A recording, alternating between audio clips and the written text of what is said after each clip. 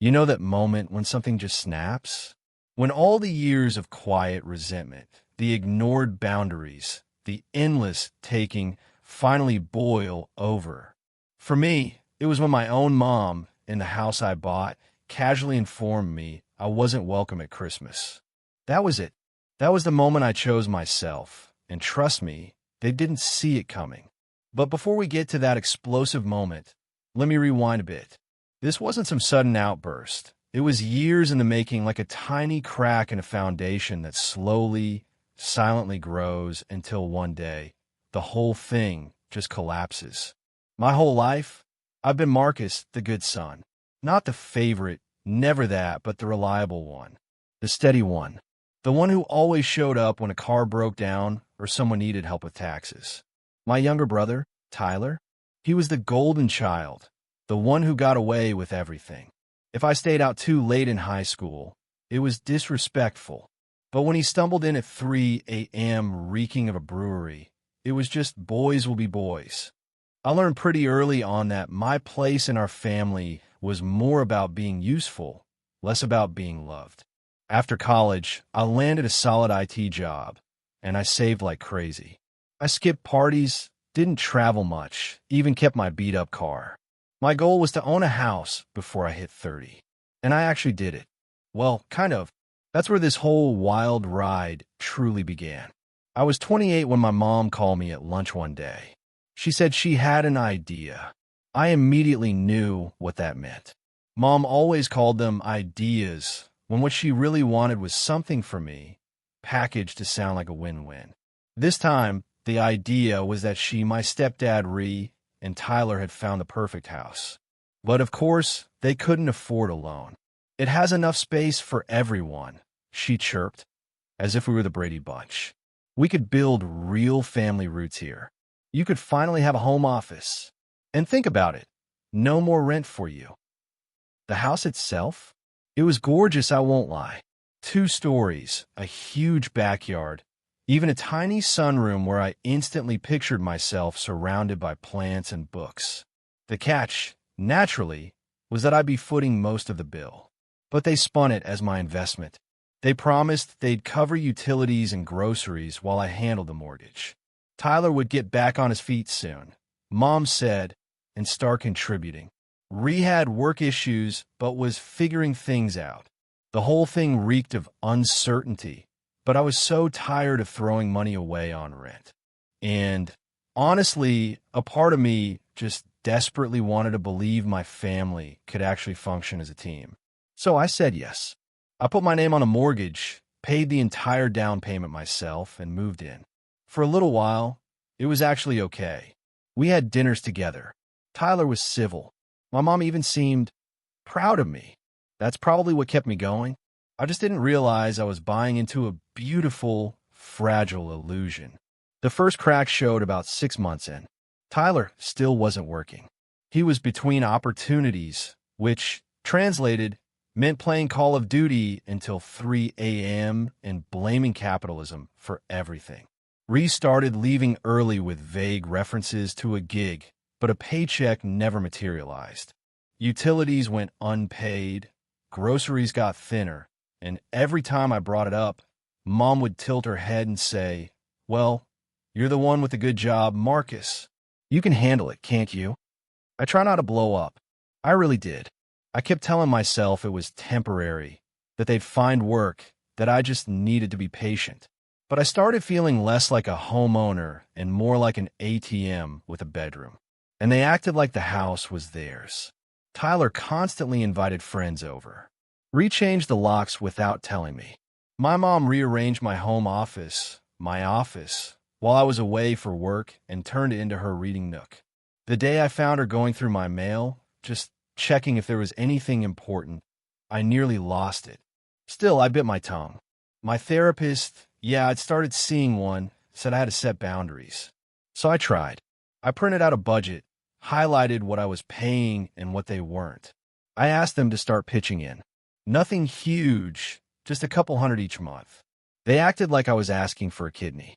"We're your family," Mom said, like that was some kind of get-out-of-jail-free card. I know. I told her, That's why I've let it go on this long." Tyler rolled his eyes and muttered something about me being obsessed with money. Ree didn't even bother to show up for the conversation. After that, things got weird. Cold. Seriously passive-aggressive. Tyler stopped talking to me unless he needed the Wi-Fi fixed. My mom would make dinner, but conveniently forget to make enough for me. They started having these little family meetings when I wasn't home, and I'd come back to find changes. Furniture moved, chores reassigned, new no shoes in the living room rule that somehow only applied to me. But the real blow came last November. I'd been swamped with work, just looking forward to Christmas. All I wanted was a quiet holiday. I'd even bought decorations, nothing crazy, just a tree, some lights, a wreath for the front door. I set everything up one Saturday while they were out. That night, they came back and acted like I'd set fire to the living room. "Why didn't you ask us first?"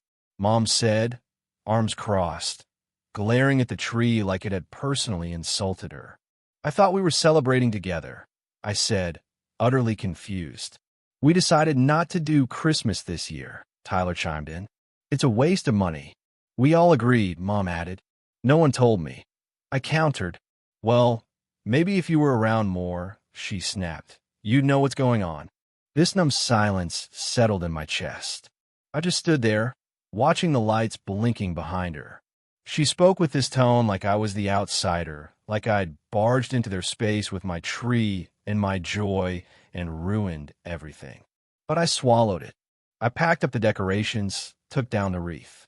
I told myself it wasn't worth fighting over.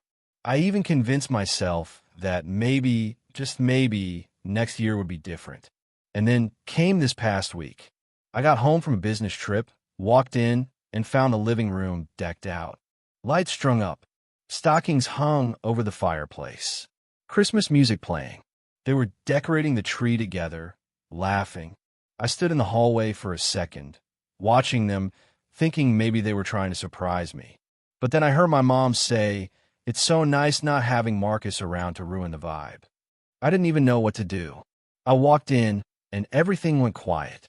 "Oh," Mom said flatly, "you're back early."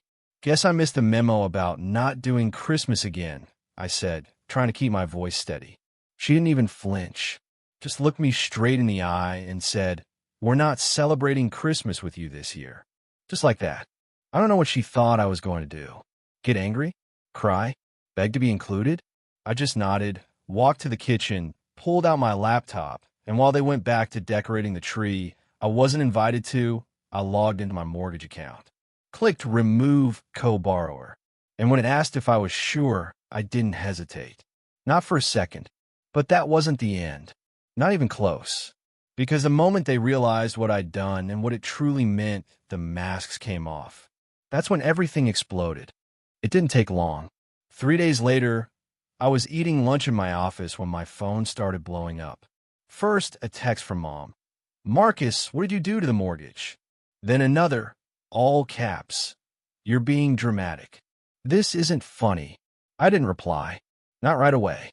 I just stared at the messages, the words blurry for a second, like my brain was buffering. I'd expected them to notice eventually, but I hadn't expected panic, and I definitely hadn't expected it this fast. I figured I'd have a week, maybe, before they realized the implications. I didn't even think they'd care that much. But apparently, they did. My mom tried calling next. I let it ring. Then again. I ignored that one, too. Finally, a voicemail came through. I don't know what I expected. Some kind of apology, maybe? Nope. "Marcus, you're being vindictive. This house is a family home, not some financial weapon you can use to punish us. I raised you better than this. Call me back." That last line actually made me laugh out loud. I raised you better than this. As if the irony wasn't thick enough to spread on toast. By the time I got home that evening, the house was quiet. Too quiet. Normally, Tyler would be gaming, and Ree would be pretending to fix something. But now, nothing. Just the faint hum of the fridge and the smell of something burning in the kitchen. Probably one of Ree's infamous experimental stews. I walked in like I always did, set my keys down, kicked off my shoes. I didn't expect a full ambush in the living room, but there they were. Mom, Ree, and Tyler, all sitting stiffly on the couch like they'd rehearsed a courtroom intervention. "You need to fix this," Mom said without even looking at me. "Hi, Marcus. Welcome home," I said flatly, dropping my laptop bag by the stairs. "Don't play games," Tyler snapped. "You mess with the house stuff. That's illegal." I raised an eyebrow. "Illegal? You mean updating the title on a house I paid for?" "It's not just yours," Mom hissed. "We've all lived here. We've made it our home." "You've lived here for free," I countered. "That's different." Ree finally spoke, his voice low. "You're making a mistake, son." "I'm not your son," I said without thinking. The room went completely still. That one hit. Ree looked away, and my mom's face changed. Not sadness, not hurt, just cold, like a mask she'd worn too long and forgotten how to take off. "After everything we've done for you," she said quietly. That's when something inside me snapped. "You mean like gaslighting me into paying your mortgage while you turned me into the family punching bag? Or is it the part where you threw Christmas like a party and uninvited me from my own house? Help me out here." "Don't be dramatic," she said again. Always that phrase, like it was a sedative she could inject into any uncomfortable truth. I walked past them to the kitchen, opened the fridge, grabbed a bottle of water. My hands were shaking slightly, but not with fear. It was a different kind of adrenaline, controlled, focused. I could feel something shift in me, like a line had been crossed that couldn't be redrawn. "You know," I said, leaning against the counter, "I used to think this was my fault. That if I just worked harder, paid more, kept quiet, I could earn a place in this family." "Marcus," Mom started, her tone suddenly softer. Too soft. Practiced. "But I get it now," I cut in.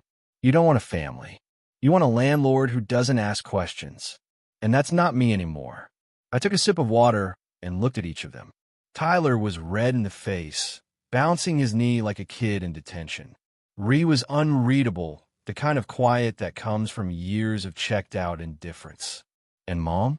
She looked like she wanted to say something clever, something cutting, but the words weren't coming. "So, I help her out. I've spoken to a lawyer," I said. "Technically, you're all still tenants. But there's no lease, which means you've got 30 days to figure something out." Pure silence. "You're evicting your own mother," she said, her voice trembling now. "After all I've done for you? You stopped being a mother the moment you treated me like a wallet." The room stayed frozen for a moment, like even the furniture was waiting to see what would happen next. And then Tyler stood up fast, knocking over the coffee table with his knee. "This is insane, man. You're not serious." "I'm completely serious." "You can't do this," he shouted, and I could see the cracks forming, his cool, slacker energy melting away into pure panic.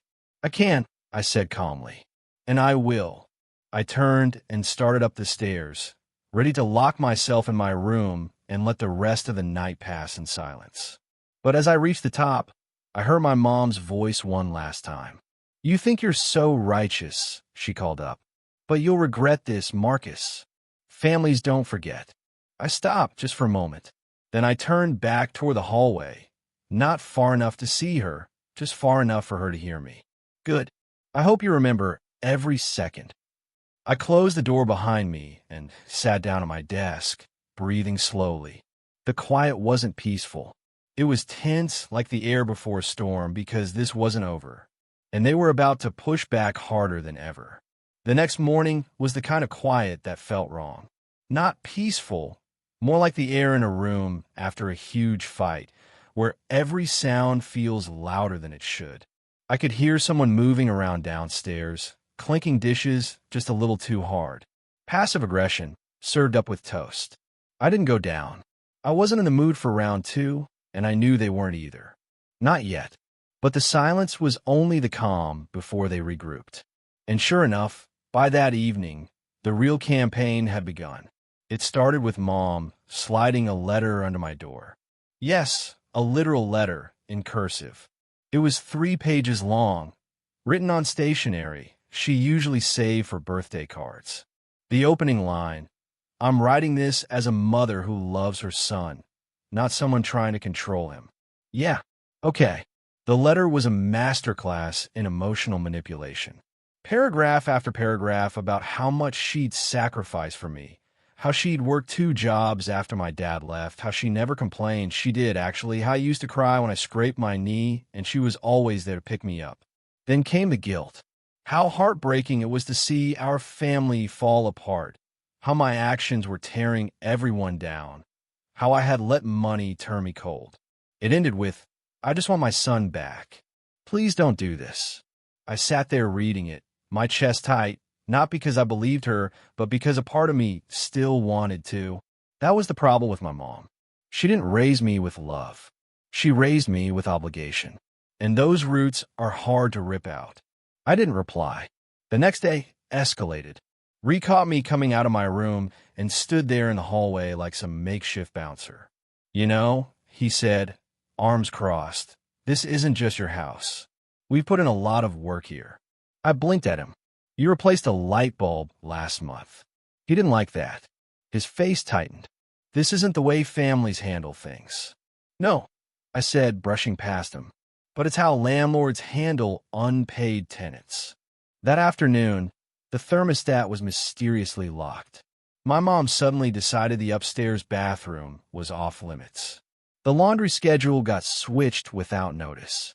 Petty stuff, childish stuff, but it kept building.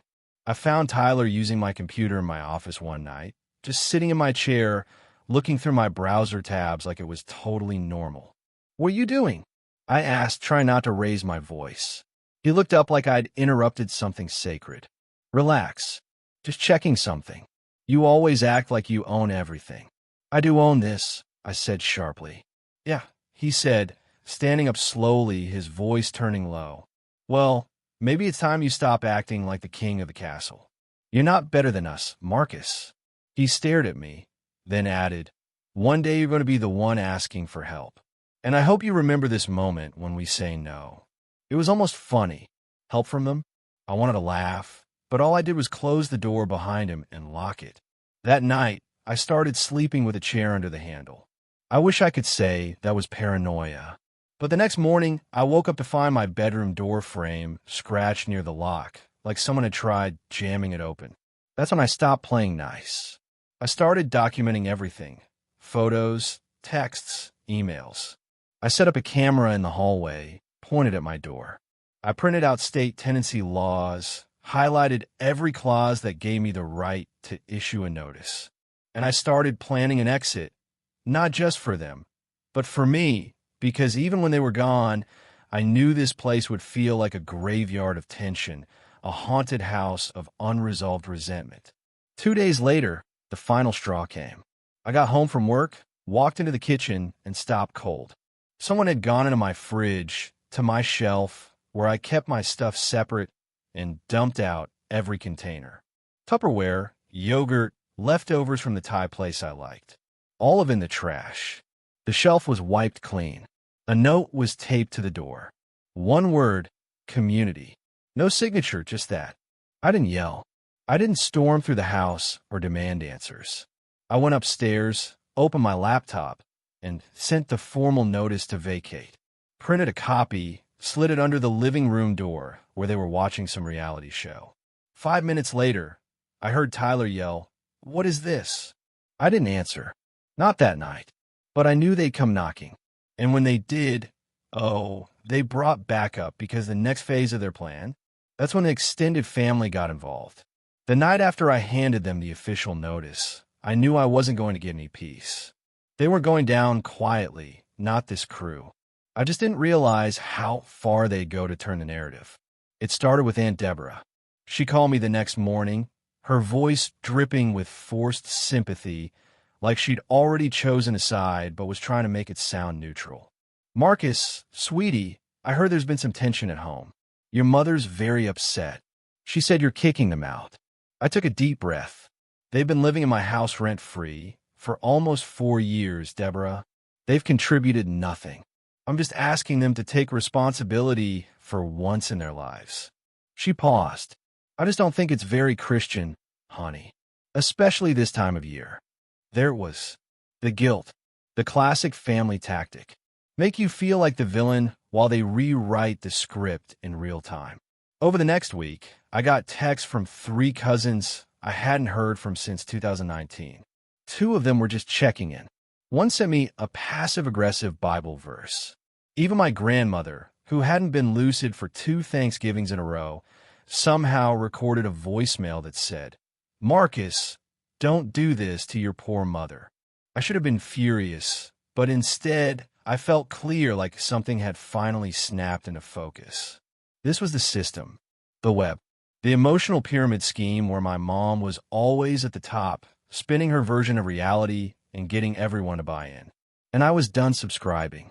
So, I stopped replying to everyone. I went to work, came home, documented everything, and waited. The 30-day clock ticked down, and with each week, the temperature in the house dropped. Figuratively and literally, as Mom had taken to forgetting to turn on the heat. Tyler slammed doors. Re-sulked.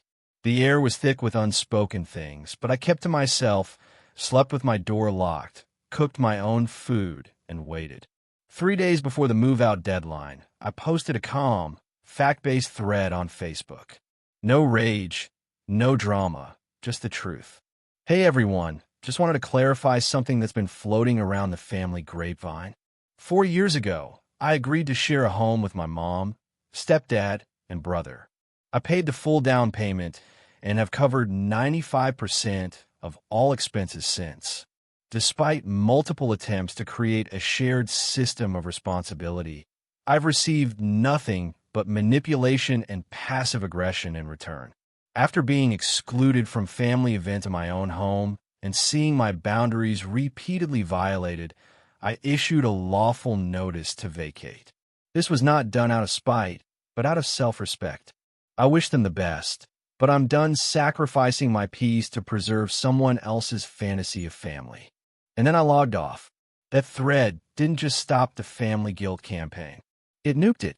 A few people tried to keep it going, but most backed off when they saw the receipts, screenshots, emails, pictures of damage. I didn't name call or air every dirty detail. I didn't need to. The facts spoke loud enough. When move-out day finally came, I didn't gloat. I didn't even speak. I had a friend with a truck help me carry their stuff, what little of it was actually worth keeping, to the driveway. I packed it all myself, carefully labeled. No drama. Tyler came out and shouted something about family betrayal, but I didn't answer. Ree kept his head down. Mom just stared at me with a look I couldn't quite place. Not anger, not sadness, more like disbelief. Like she still thought I'd cave at the last minute. I didn't. They drove off mid-afternoon. No hugs, no final words, just the sound of tires crunching the gravel as they disappeared down the street. When the car turned the corner, I closed the door behind me, locked it, and stood there in the silence. It was the quietest the house had ever felt. No stomping from upstairs. No late-night video games vibrating through the walls. No gaslighting. No guilt. Just me. And for the first time in years, I realized what that meant. Peace. Over the next few weeks, I cleaned. I repainted walls, got new locks, reclaimed my office, turned the second guest room into a music space like I'd always wanted. I even put the Christmas decorations back up just because I could. I had friends over for the first time in forever, hosted a game night, watched dumb movies on the projector in the backyard, laughed more in 1 month than I had in the last 3 years. And I slept better than I had in a decade. I still get the occasional text from someone hoping we can all make amends, but I don't bite. I'm not angry. I'm not bitter. I'm just done. Because sometimes walking away is the ultimate revenge. Living well, setting boundaries, and choosing peace over performance. That's how you win. So yeah, we're not celebrating Christmas with you this year, she said. Cool, I replied. And now, I celebrate it exactly how I want, with joy, with music, with people who show up and mean it, and without a single passive-aggressive stalking in sight.